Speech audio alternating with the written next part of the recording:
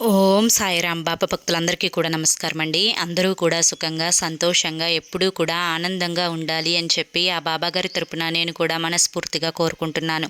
ఈరోజు బాబాగారు అందించే సందేశం ఏంటి అంటే కనుక, తల్లి, ఇది నీ మంచి కోసం నేను చెప్తున్న చిన్న మాట, నువ్వు తప్పకుండా తెలుసుకొని తీరాలమ్మా.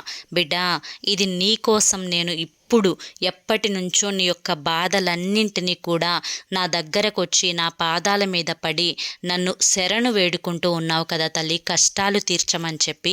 అయితే నీ కష్టాలన్నింటికీ కూడా కారణం నేను చెప్తాను, ఆ కష్టాలు పోయే మార్గాన్ని చూపిస్తాను.